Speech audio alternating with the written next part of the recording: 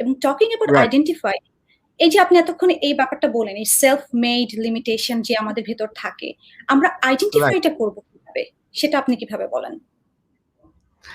Basically আমাদের যেরকম আমরা বিজনেসে সোয়াট অ্যানালাইসিস করি না, স্ট্রেংথ, উইকনেস, অপরচুনিটি, থ্রেট, ওরকম আমার মনে হয় প্রত্যেকটা মানুষেরই সোয়াট অ্যানালাইসিস করা উচিত।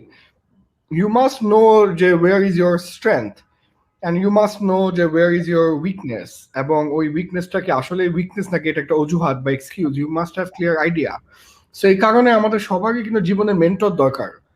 ইভেন মানে me at this stage I have multiple mentors, এবং দেয়ার আর মেনি ডেজ যেখানে আমি স্টাক, আমি বুঝতেছি না আমি কি করবো। There are many days when I'm upset, I'm not feeling good, so I would go to my mentor and ask them যে ভাইয়া, বাপু, এরকম একটা ঝামেলা হয়েছে, কি করা যায়, বা এরকম একটা প্রবলেম হচ্ছে, কি করা যায়, বা এরকম আমি একটা সমস্যা ফেস করছি, কি করা যায়। and they would tell me something which just blows my mind, because মেন্টরের তো সেই এজ অ্যান্ড এক্সপিরিয়েন্স আছে, এবং মাল্টিপল টাইম বিভিন্ন বিষয়ে সে ট্রায়াল এরর করতে করতে সে একটা জায়গায় পৌঁছায় যায়।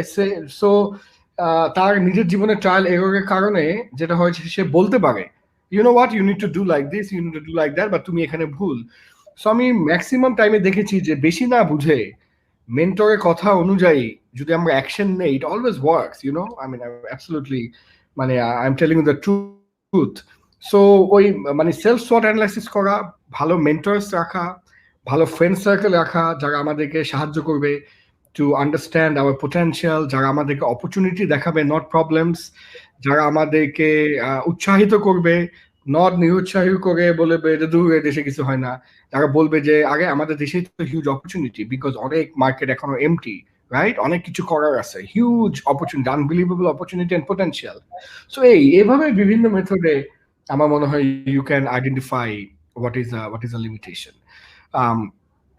আমার মনে হয় একটু আমি জাস্ট বলি প্রীতি যে suppose when I am saying যে I cannot do this because I am not experienced enough, right?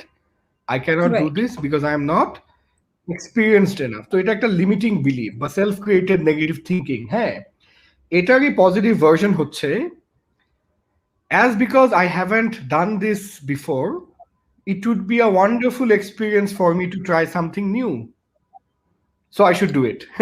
So একই ঘটনা, যখন আপনি আপনার এমপ্লয়িকে বা টিমমেটকে বলছেন যে তুমি এটা করো, বলতেছে না আপা আমি পারবো না, আমি জীবনে এটা করি নাই, আমি পারতাম না, হ্যাঁ বলে চলে যাবে।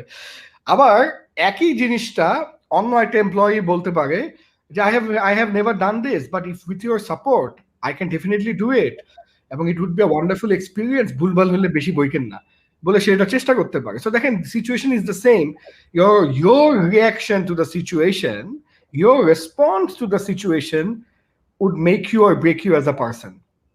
আপনার রেসপন্সে যদি খালি লিমিটিং হয়, স্টাক মাইন্ডসেট হয়, ফিক্সড মাইন্ডসেট হয়, এবং অলওয়েজ নেগেটিভ হয়, তাহলে আপনার জীবনে কিছু হইতে পারবেন না।